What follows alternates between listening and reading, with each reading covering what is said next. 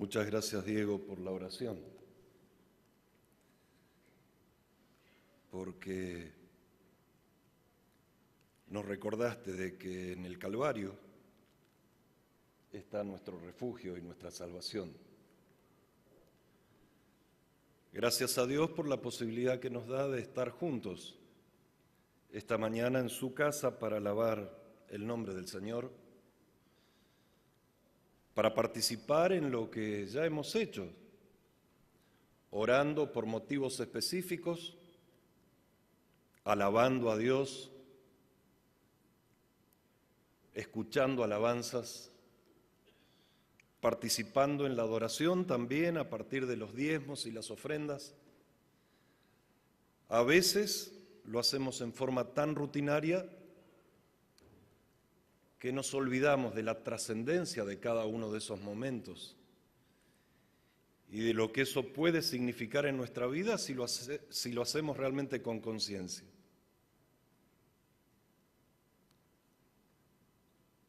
Dios sabe perfectamente de qué forma llegamos hasta su casa esta mañana. Dios conoce los pensamientos, las sensaciones, las necesidades, las luchas, los conflictos, los anhelos, los sueños de cada uno de nosotros. Dios conoce lo que hay ahí adentro de tu corazón y el mío, que solo Él puede atender y resolver. Esta mañana quisiera compartir algo muy sencillo con ustedes, quizá demasiado simple, apelando a uno de esos recursos fantásticos que Dios ha dado a los seres humanos, la imaginación. Y yo quisiera imaginar con ustedes esta mañana algunas cosas. Y que a partir de esa herramienta que Dios colocó en los seres humanos, podamos tratar de traer lecciones trascendentes a nuestra vida esta mañana, partiendo de lo que la palabra de Dios indica. Yo no sé cómo ustedes imaginan a Jesús a partir de las escenas que la palabra de Dios indica, a partir de aquello que hemos leído y que va cimentando lo que podría ser esa imaginación. Hay algunos pasajes, hay algunos retazos de la vida de Jesús que a mí me impactan y que yo quiero compartir con ustedes esta mañana. Hay algunos episodios que realmente me conmueven. Y cada vez que los imagino, me vuelven a conmover. Y a veces cuando uno lee algunos detalles, sobre todo de la inspiración relacionado con esos episodios, puedo contemplar el cuadro cada vez más amplio. Y hoy a la mañana estaba leyendo en El deseo de todas las gentes uno de esos episodios, uno de esos retazos de la vida de Jesús. Y quizá alguno que haya pasado por la experiencia de alguno de estos relatos que la Biblia plantea y que quiero compartir con ustedes, pueda percibir con mayor profundidad lo que Dios quiere y puede hacer en tu vida y en la mía. El capítulo 36 del deseado de todas las gentes plantea esas escenas que a mí me impactan y que están registradas en el capítulo 8 del Evangelio según San Lucas. No es ese el corazón del mensaje que quiero compartir esta mañana. Van a ser otros textos.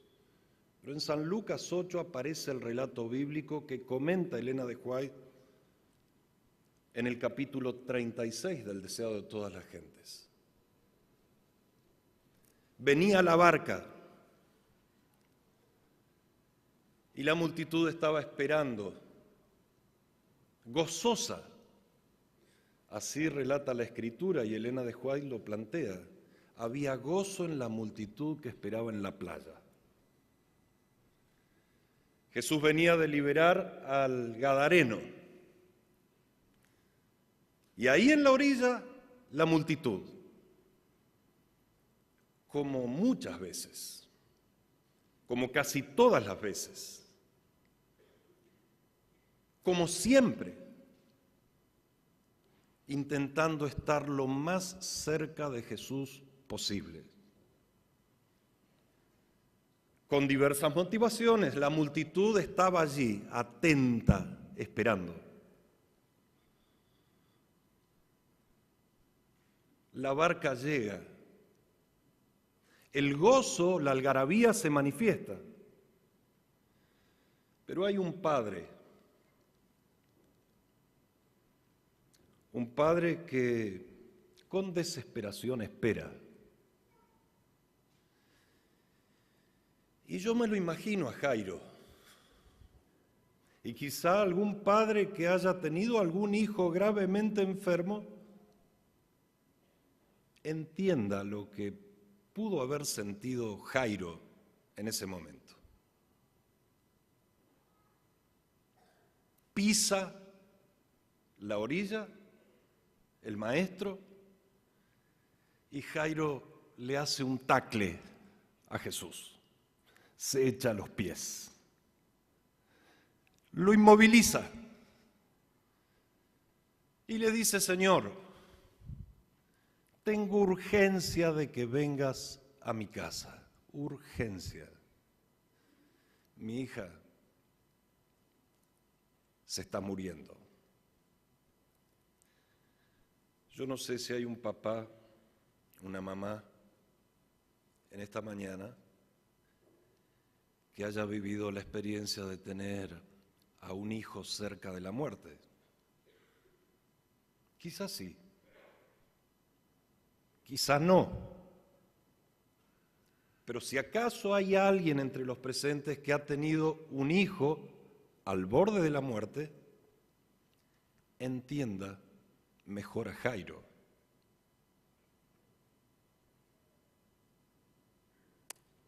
Yo tuve esa experiencia.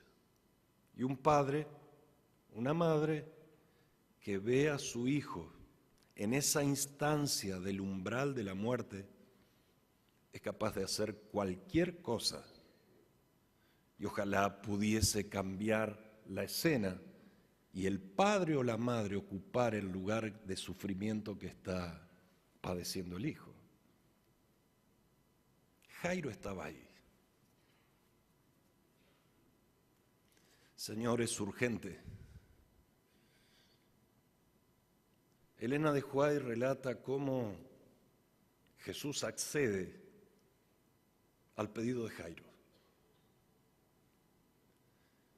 Accede ante la admiración y la sorpresa de algunos de su entorno más cercano, porque normalmente no accedía a peticiones de principales de la sinagoga.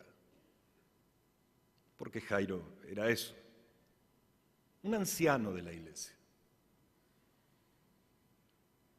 Y sabemos todos que Jesús, de pronto las palabras más firmes, más enfáticas, señalando los errores, las pronunció en función de esa gente. Por eso la confusión de los discípulos. Accede y Jairo va. Y yo me imagino esa escena, ¿no? Un papá tomando del brazo a Jesús, y si hubiese habido ambulancias en aquella época, seguramente lo cargaba encima de la ambulancia porque había que atender una emergencia. La hija estaba muriendo. me impacta esa escena. Así como me impacta en ese mismo relato el hecho de que Jesús y la multitud curiosa que lo seguían camino a casa de Jairo, de pronto se detienen, y ustedes conocen el relato, porque Jesús hace un paréntesis en esa emergencia para atender un toque. ¿Se acuerdan, no? Porque esa mujer que también lo esperaba y que también hacía 12 años padecía una enfermedad que la estaba llevando a la muerte, sin querer interrumpir la urgencia de Jesús, aprovechó que el Señor pasaba cerca, se estira con sus últimas fuerzas, roza el borde del manto y entonces la ambulancia se detiene. Porque cuando Jesús se detiene, la multitud se detiene. Y la expectativa y el silencio y las miradas. Y la pregunta casi incoherente y la respuesta de Pedro y el rostro en tierra de aquella mujer que no se atrevía a levantar su cabeza y el cruce de miradas y la declaración de Jesús: hija, tu fe te ha hecho sana, ve en paz, ve en paz. La incomodidad de Jairo, de decir, pero Señor, ¿acaso no estás accediendo a mi pedido? ¿Acaso no te planteé de que la cosa era grave? Y el informe de los que viniendo de la casa, después de esa parada, no obligada para otros, sí obligada para Jesús, le dicen a Jairo y a Jesús, esos emisarios: no es necesario que sigan apurando el paso, ahora ya está, ya está. El reclamo casi parecido al de María y de Marta: Señor, si hubieras estado aquí, mi hermano no habría muerto, ¿no? Ya está.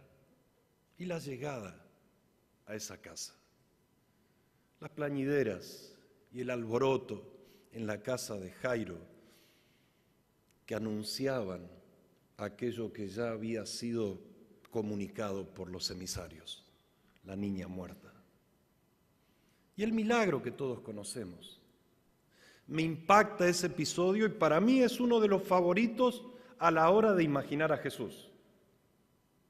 Este es uno de mis favoritos, porque veo en el proceso una cantidad de sutilezas de parte de Jesús para atender la necesidad humana.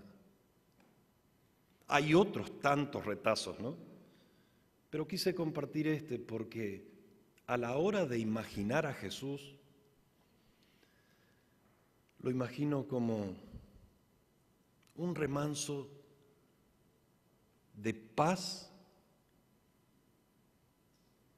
de esperanza, de perdón, de vida.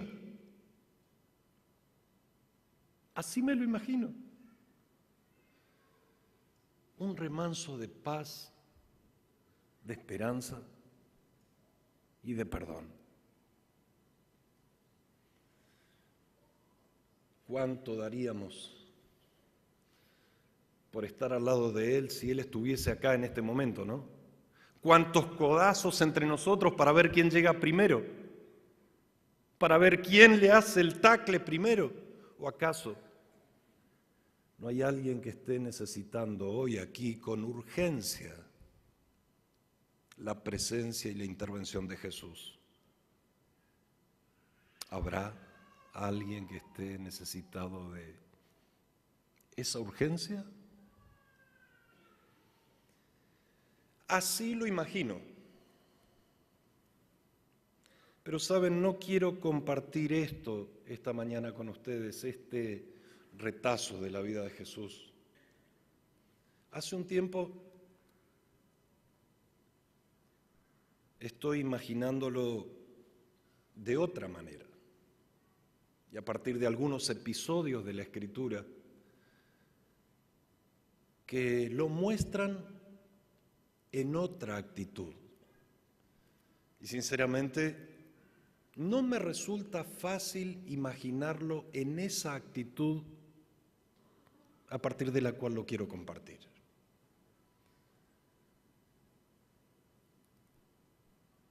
La Biblia plantea que en más de una ocasión Jesús tuvo esta actitud. Y quiero invitarlos a imaginar alguna de esas escenas.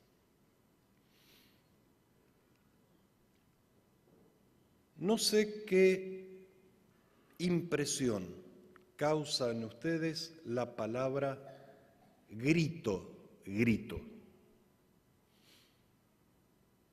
La primera impresión. En mi caso, cuando escucho la palabra grito, casi que no puedo escapar al hecho de asociarlo con violencia. Hay una de las definiciones que el diccionario plantea en relación a la palabra grito que realmente me satisface, me gusta. Y es la siguiente: grito o gritar es la expresión vehemente de un sentimiento general. Grito o gritar es la expresión vehemente de un sentimiento general. Digo que asocio la palabra grito con violencia porque la mayoría de las veces que he visto o he escuchado a gente gritando, lo he visto asociado a escenas de violencia. Cuando nuestros hijos eran chiquitos y vivíamos en el norte del país, nos tocó vivir dando los fondos con unos vecinos que tenían la costumbre de gritarse entre ellos.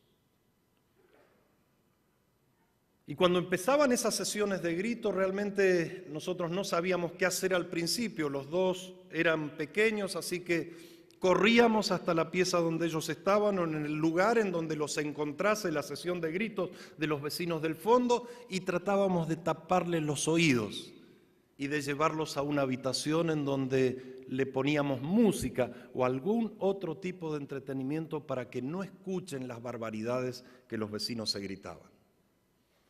Y cuando empezaban esas sesiones, muchas veces esas sesiones terminaban con otro tipo de sonidos. A veces escuchábamos que cosas se estrellaban o en las paredes o caían en el piso.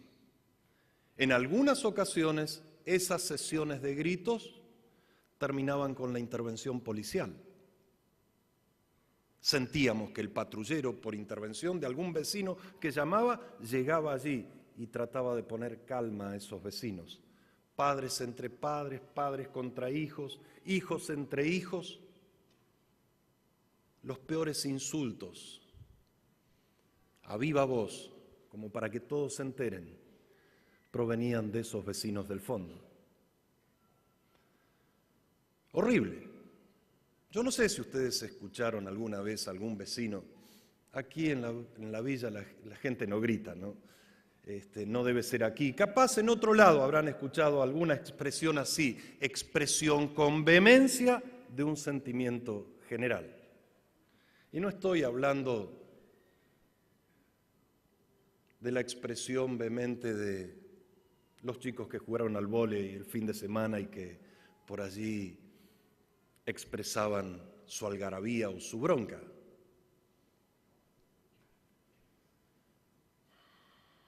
Yo no sé cuándo fue la última vez que usted escuchó un grito, no sé.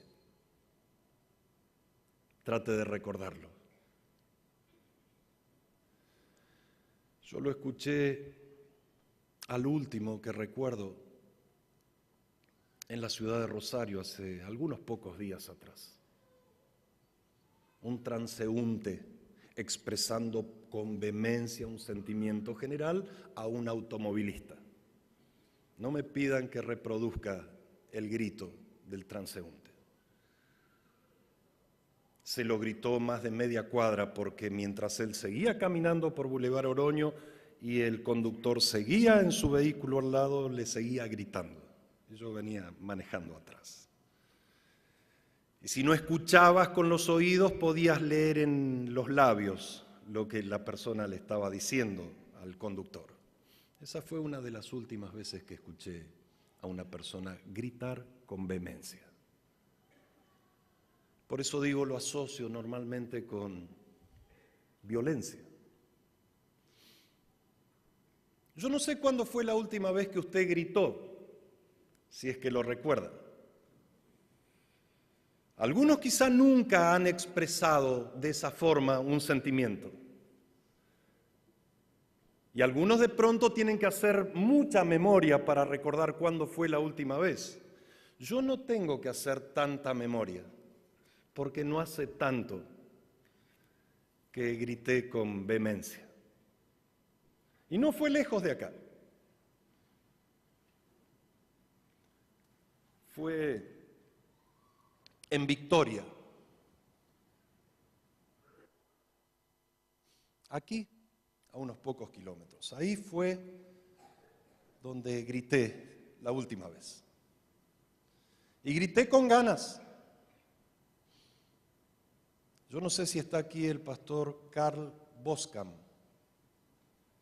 que es estudiante y profesor, está en Victoria. Él es pastor de Victoria y profesor aquí también. El pastor Boscam está radicado allí con su esposa hace algún corto tiempo atrás. Y convinimos con un compañero de trabajo allí en la asociación ir a visitarlo a Carl. Y hablamos por teléfono con él, diciéndole: Carl, queremos pasar un rato contigo. Estábamos viniendo desde Rosario, así que él nos dio las indicaciones porque nunca antes había vivido un pastor en Victoria, nosotros todavía no conocíamos dónde él vivía, así que nos da las coordenadas, llegamos al lugar y cuando llegamos, ya sabíamos, vimos un edificio de departamentos. Él vivía en uno de esos departamentos de ese edificio, nuevo, flamante. Tan nuevo que todavía los vidrios del hall de entrada tenían esas pinturas blancas que se le suelen poner a los vidrios nuevos. Así que Carl estaba esperándonos allí en la vereda cuando nosotros llegamos. Nos recibe, nos abrazamos, nos saludamos, empezamos a conversar con ánimo. Hacía algún tiempo que no nos veíamos y nos hace pasar al edificio. Entramos, nos llamó la atención, como era un edificio nuevo, todavía pocos departamentos estaban ocupados. Así que nos hace ingresar al hall y cuando estamos allí adentro, vimos que el pastor nos pone ante dos opciones: la escalera o el ascensor. Pero noté de que Carl tenía ganas de que fuésemos en ascensor, porque como que tuvo la tendencia de ir hacia ahí. Así que accedimos a seguirlo, obviamente él sabía en qué piso vivía. Llegamos al ascensor, me llamó la atención la belleza del ascensor, acero inoxidable, una luz azul intensa de atrás de la botonera del ascensor. Aprieta un botón, se abre la puerta, ingresamos los tres, miro un cartelito que hay en la parte interna del ascensor que decía máximo 4 personas, así que entré tranquilo, se cierra la puerta. Cuando entramos me pareció escuchar una voz femenina que de un parlante nos daba la bienvenida. Se cierra la puerta, se enciende un extractor en el techo del ascensor, el ruido propio del mecanismo que hace de que el aparato ascienda, Y nosotros animadamente conversando. Y seguíamos conversando. Y más charla todavía.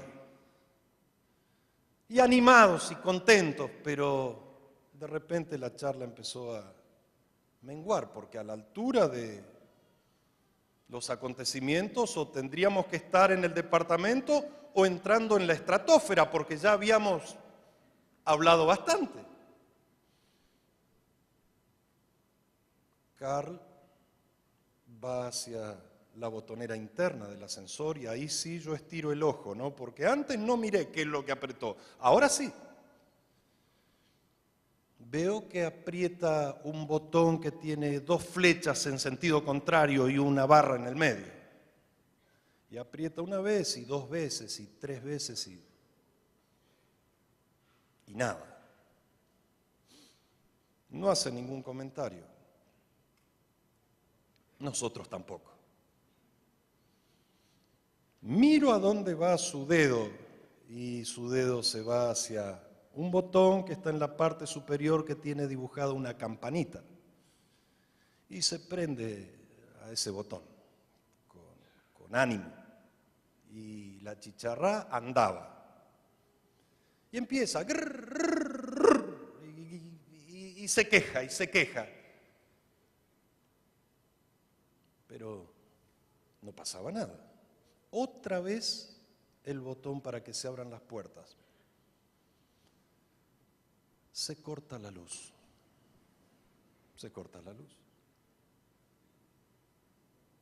La cara de guapos que traíamos hasta ese momento, me parece que al menos a mí, se me desapareció. Los tres hicimos un movimiento instintivo simultáneo. Metimos la mano en el bolsillo y como si fuésemos pistoleros, desenfundamos el celular. No había señal. Ninguno de los tres tenía señal. Y ahí sensaciones extrañas, vieron cómo es la cabeza, ¿no? Como que el pecho me empezaba a apretar, como que el aire me empezaba a faltar. Y digo, ¿y ahora? Sin celular, sin luz, encerrados. Ya mi cabeza se fue a los mineros y la Fénix. Y ahí estaba. ¿Y ahora? El oído se agudizó.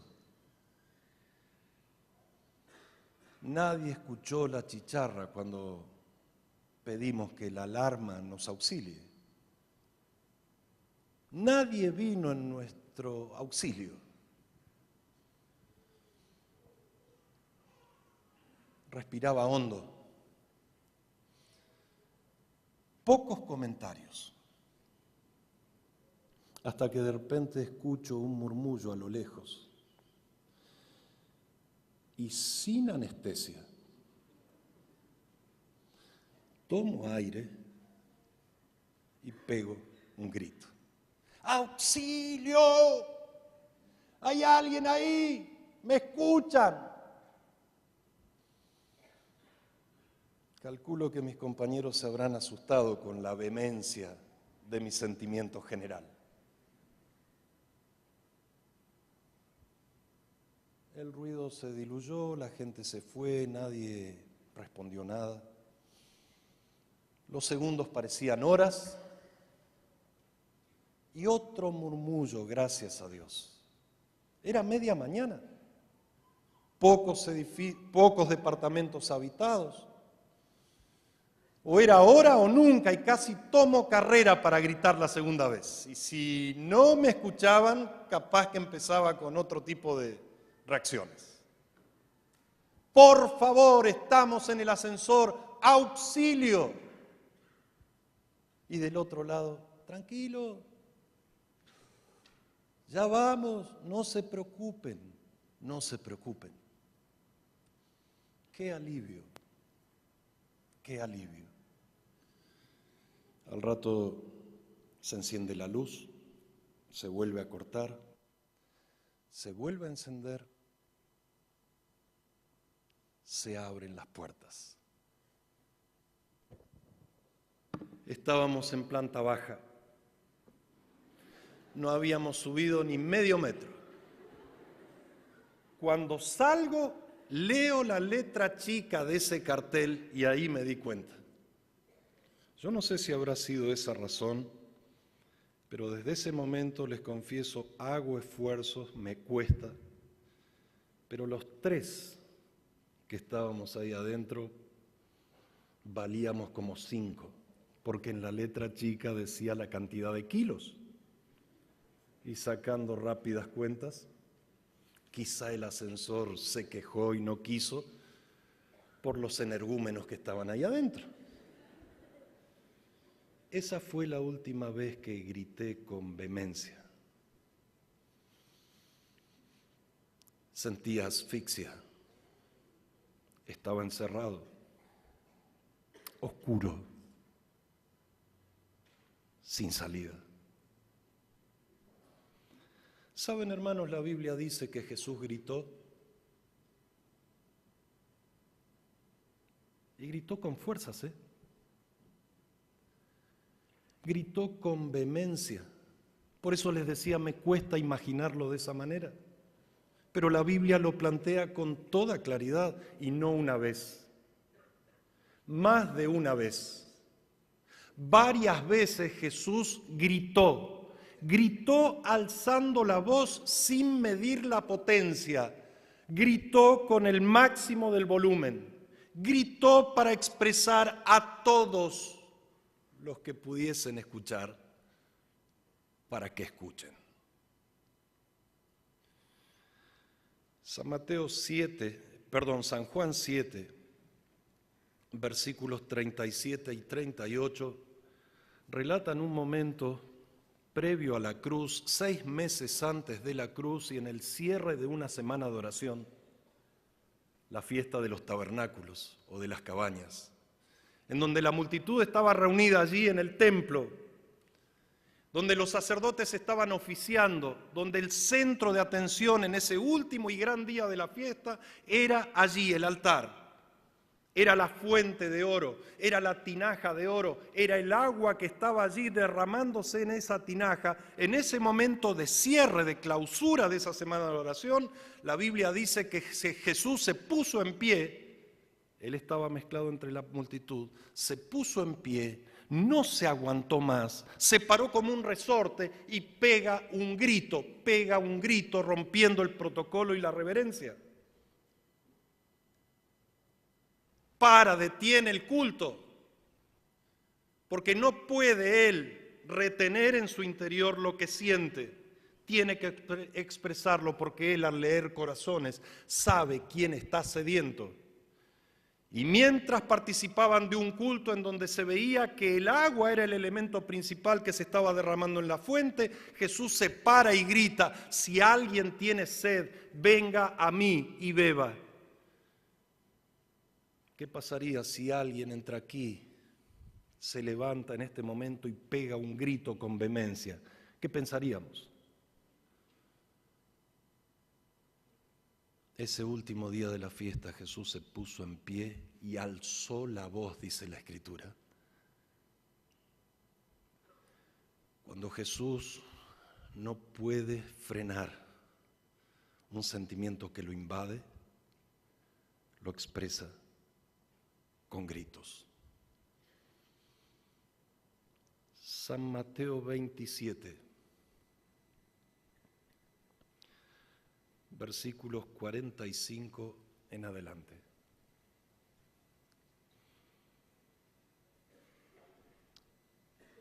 Y desde la hora sexta hubo tinieblas sobre toda la tierra hasta la hora novena.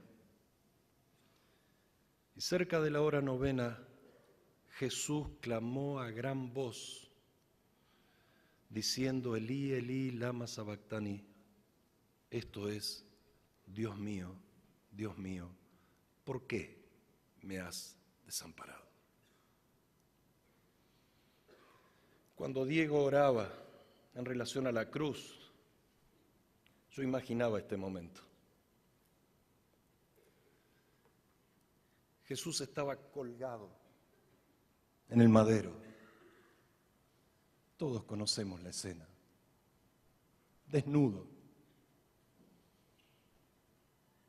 De sus cabellos y por sus mejillas colgaban saliva mezclada con sangre. Expuesto a la vergüenza pública, colgado en una cruz. Ya con pocas fuerzas, pero esas pocas que le quedaban, las expresa con vehemencia a partir de un grito.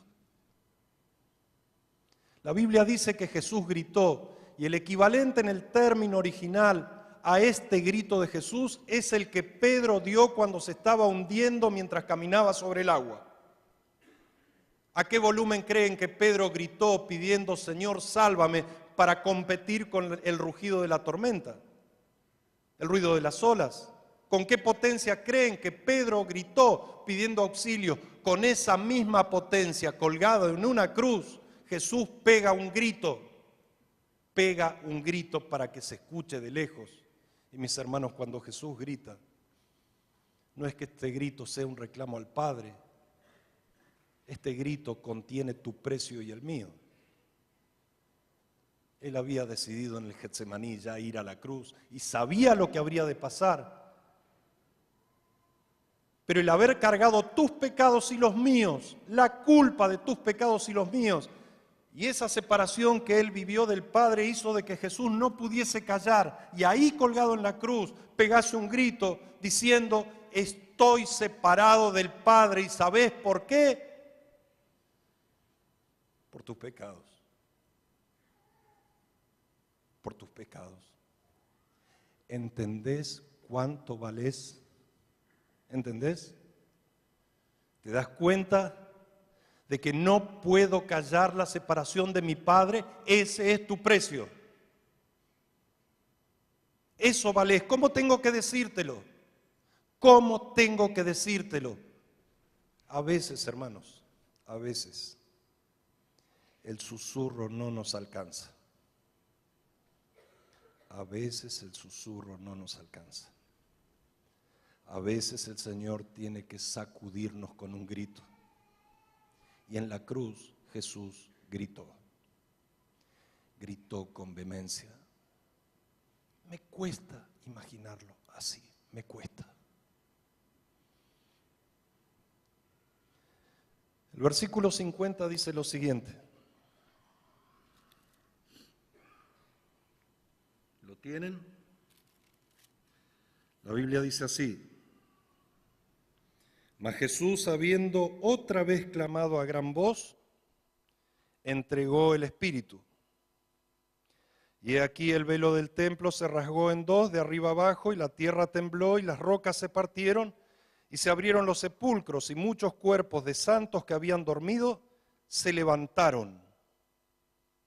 Hermanos, en la cruz Jesús gritó dos veces. Dos veces. Lo acabamos de leer. En el primero gritó con vehemencia tu precio y el mío, el costo, la separación del Padre. En el segundo, entregó su espíritu. Y en el segundo grito algo pasó. La Biblia dice que el velo del templo se rasgó en dos, de arriba abajo. Que la tierra se sacudió en sus cimientos, que las piedras se partieron ante el grito de Jesús, se partieron las piedras. Y la Biblia dice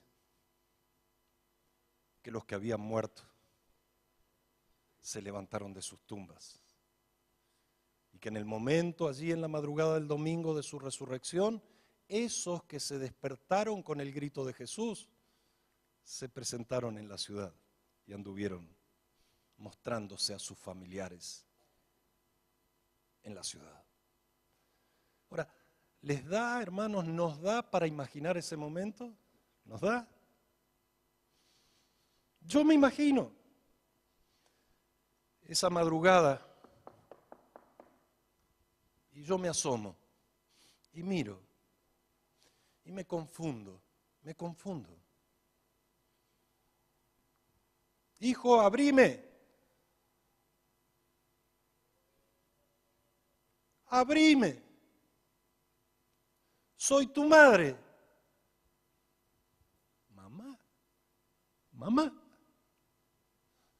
Mamá. Estás loco, acostate a dormir, estás delirando. No, está llamando ahí afuera, es mamá. ¿Cómo, mamá? Sí, es. Abrime que vine a visitarte. Pedile pistas. No puede ser. Sí es igual. Y abro la puerta y le pido pistas que ella y yo solos sabemos. Y me da las pistas. Y le pregunto, ¿qué haces acá? Escuché un grito. Escuché un grito y me desperté de donde estaba. Y acá estoy. Vine a visitarte. Alguien pronunció mi nombre. Alguien me despertó de mi sueño. Estoy acá. Eso pasó en el segundo grito de la cruz. Está registrado en la Escritura. Es el anticipo de lo que vendrá. Mis queridos, Jesús gritó en la cruz. Para que entendamos de que como Él no fuerza a nadie, Él no violenta puertas, para que entendamos de que el grito es el último recurso que Él tiene para llamar la atención de sus hijos. Papás presentes. Cuando sus hijos eran chicos, quizá alguno recuerde este episodio. Y recién empezaban a gatear o a caminar y de repente se les escaparon porque parece que en esa etapa tienen una velocidad increíble, ¿no?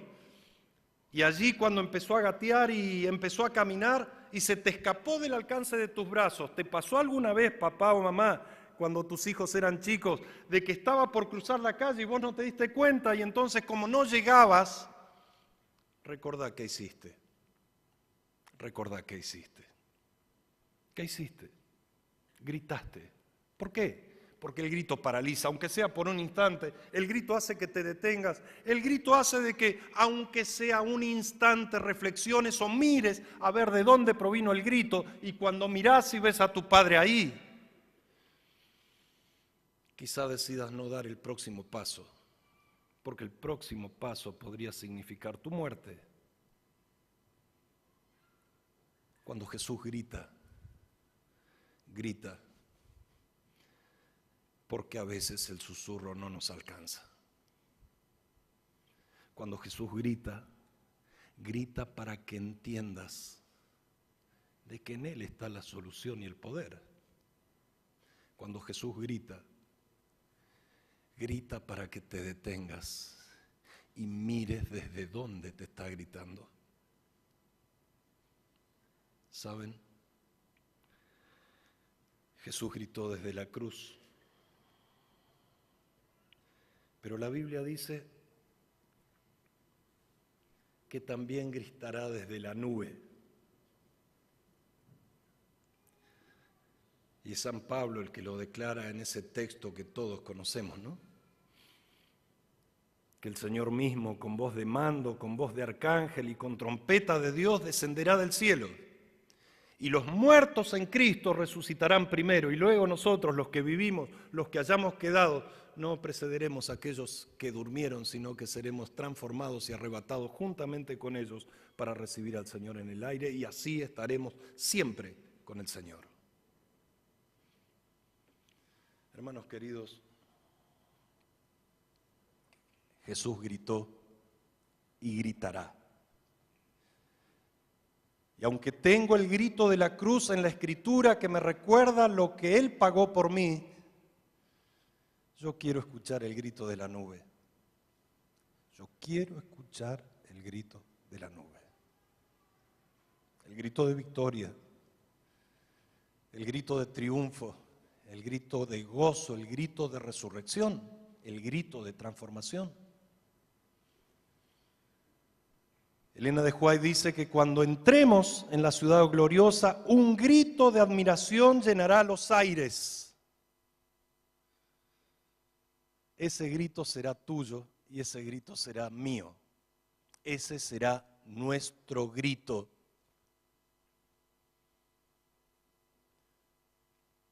A veces el susurro no alcanza.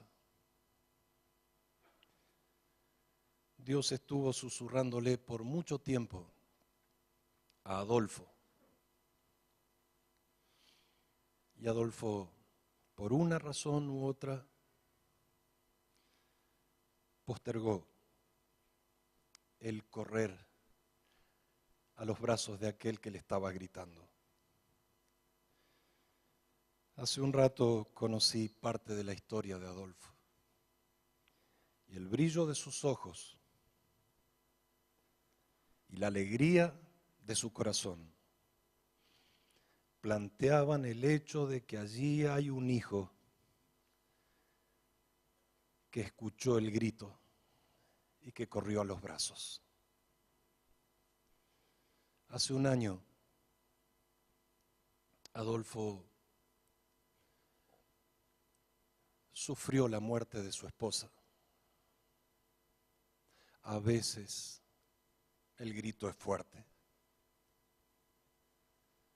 Y a partir de ese golpe duro, él que había conocido el mensaje hacía tiempo y había postergado, ese grito de hace un año y su presencia aquí desde hace apenas 3 o 4 meses, encontraron a Adolfo y al que grita. El pastor Darío Maldonado acompañó el conocimiento del Señor y de su palabra para con la vida de Adolfo. Lucas, su hijo, está allí en primera fila para presenciar el milagro del que grita y del que corre ante el grito. Y el pastor Daniel Brigen va a entregar a Adolfo en los brazos del Señor. Amante Padre que estás en los cielos, queremos darte gracias, Señor, en esta mañana de sábado, porque como iglesia podemos gozarnos con la entrega que en esta mañana Adolfo hace de su vida a Cristo. Gracias por este nuevo milagro, Señor. Permite que podamos enriquecernos como iglesia por los triunfos de la cruz.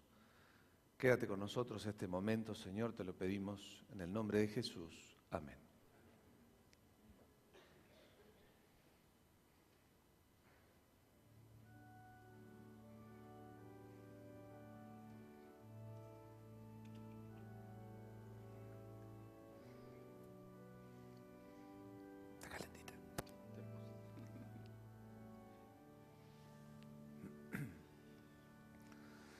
La historia de Adolfo, que seguramente está clara y escrita en los cielos, mientras el pastor predicaba, no podía menos que pensar que es un grito de victoria. Es tomado por el cielo como un grito de victoria. Y a pesar de los vaivenes de tu vida, Adolfo, este es un momento tan especial. A Adolfo lo traiciona la ansiedad. Sí, muchísimo.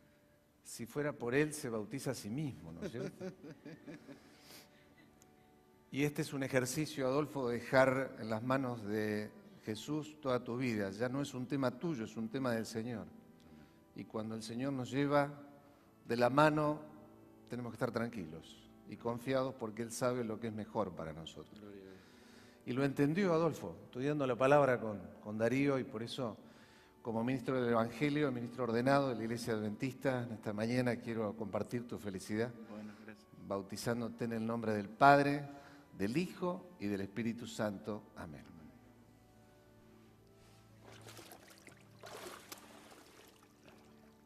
Amén.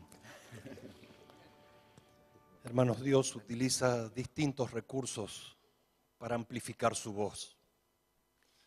Y me alegra ver al pastor Daniel da Costa, que también fue un instrumento del Señor allí en Mendoza, donde de alguna forma le mostró a Adolfo de que Dios estaba desesperado por la salvación de él. Hermanos, Dios se desespera por nuestra salvación. Reitero, grito es la expresión vehemente de un sentimiento general. ¿Qué otro sentimiento que no sea el amor por nuestra salvación es el que llevó a Jesús a expresarse de esa manera? Si hoy has escuchado el grito del Señor llamando a tu vida, yo quiero invitarte a ponerte de pie para una palabra de oración.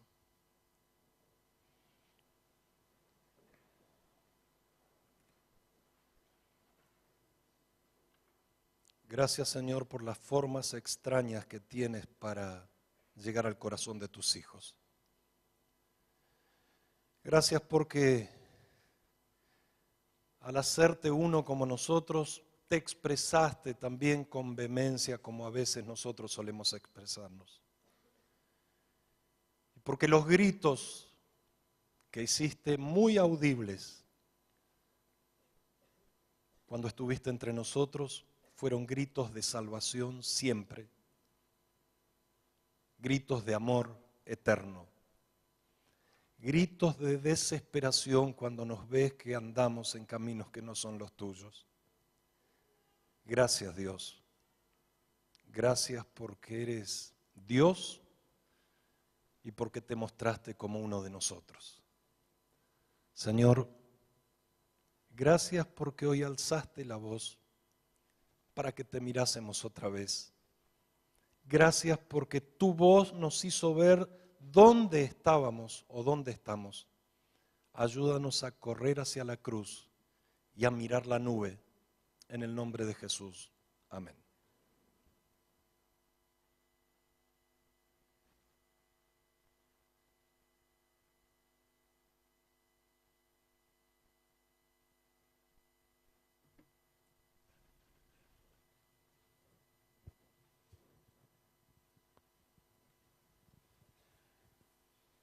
Nos ponemos de pie para entonar las estrofas del himno 230, Abre tu corazón.